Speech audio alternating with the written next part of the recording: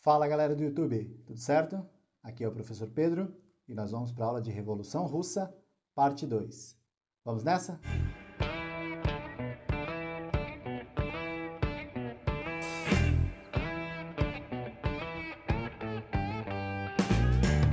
Antes de começar o vídeo, deixe seu like, comente e compartilhe esse vídeo para ajudar mais pessoas.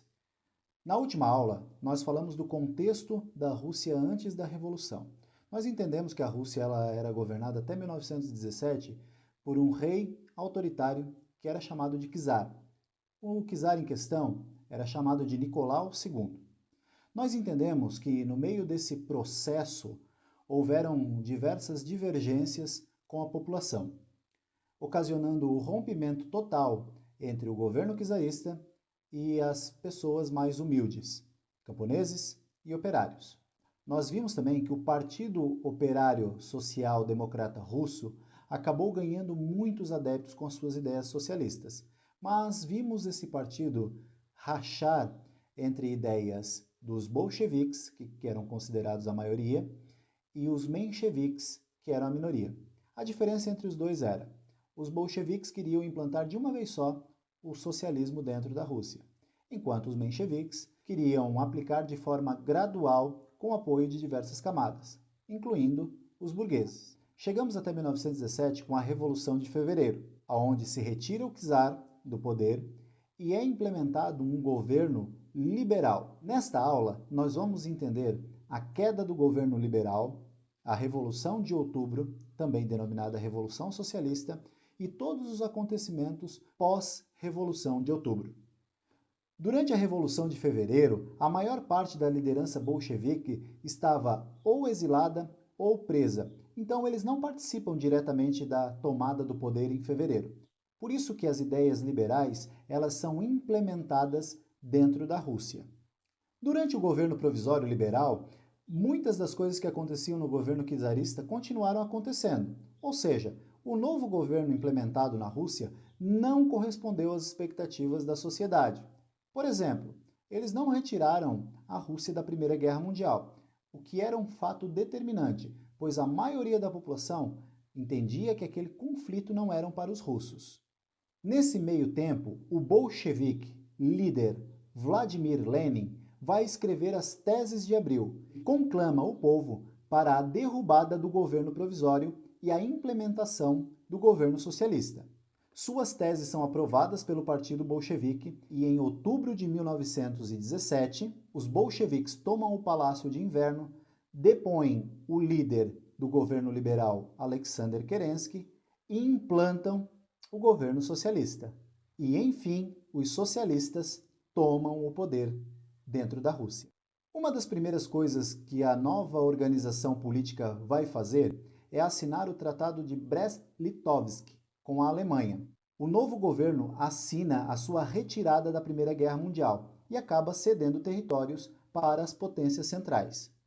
Dentre os territórios, podemos destacar os territórios bálticos, a Polônia e a Finlândia. Além disso, os revolucionários também estatizaram bancos, estradas de ferros e indústrias, expropriaram a burguesia, confiscaram terras da igreja e da nobreza e redistribuíram entre os camponeses. Porém, nem tudo são flores. É óbvio que a grande burguesia e as pessoas que tinham algum privilégio durante o período czarista e até mesmo o período liberal não ficaram quietas e partiram para uma guerra contra o partido bolchevique. A expropriação da burguesia causou diversas reações nas camadas sociais, inclusive em investidores estrangeiros que tinham vários investimentos dentro do país. Em 1918, inicia-se uma guerra civil dentro da Rússia. De um lado estão os bolcheviques, que é denominado Exército Vermelho, e do outro lado estão os czaristas, nobres, burgueses, liberais, denominados Exército Branco. O Exército Vermelho era comandado pelo então membro do Partido Socialista, Leon Trotsky. O Exército Branco era apoiado por 14 potências estrangeiras, incluindo Estados Unidos e a Inglaterra. Durante a Guerra Civil, Lenin vai instaurar o comunismo de guerra, que vai definir o confisco de colheitas, a supressão da liberdade de imprensa, a proibição dos demais partidos políticos militarem e a execução da família real. Apesar da Guerra Civil, o Partido Comunista desenvolveu um programa voltado para a educação, erradicou o analfabetismo e estabeleceu instrução gratuita. Em 1921, após longas batalhas, chega ao fim a Guerra Civil. O Exército Vermelho era declarado vencedor. Porém, a Rússia estava em colapso. Sucessivas guerras fizeram com que a Rússia tivesse perdas econômicas gigantescas, tendo como consequência a fome, a miséria, cenários que os próprios russos já estavam acostumados quando eram governados pelo czarismo.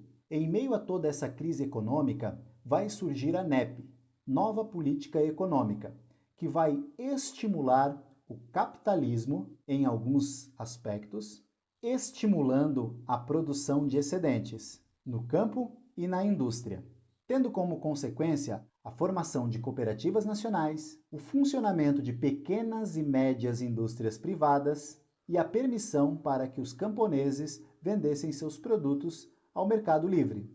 Essa política foi dita por Lenin como dar um passo para trás, para depois dar 2 passos para frente. Contudo, essa política ela não teve a eficácia desejada e a Rússia ainda enfrentava problemas econômicos. Somente na década de 30, com os planos quinquenais, é que a Rússia começa a apresentar taxas significativas de crescimento.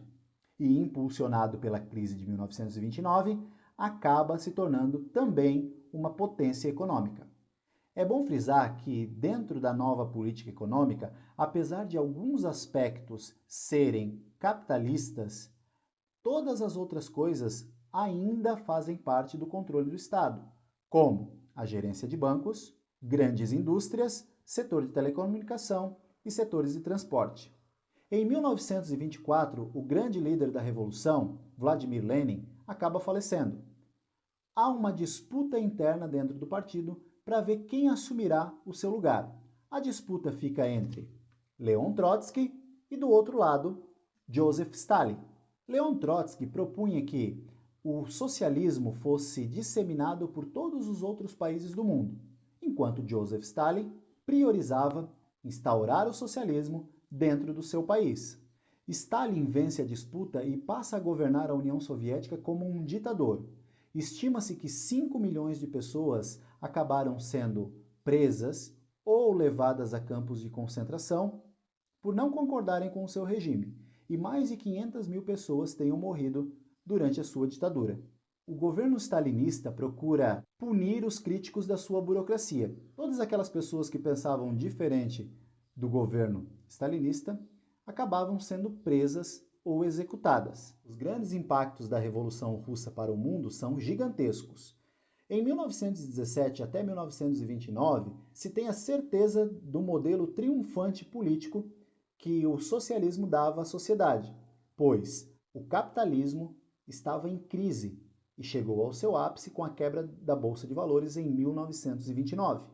Vários partidos socialistas, principalmente na Europa, no pós-Primeira Guerra Mundial, surgiram, trazendo como alternativa para os falidos modelos políticos vigentes naquele período. A partir da Revolução Russa, o socialismo se apresenta como uma política alternativa ao capitalismo, e ela acaba vigorando dentro da União Soviética até 1991.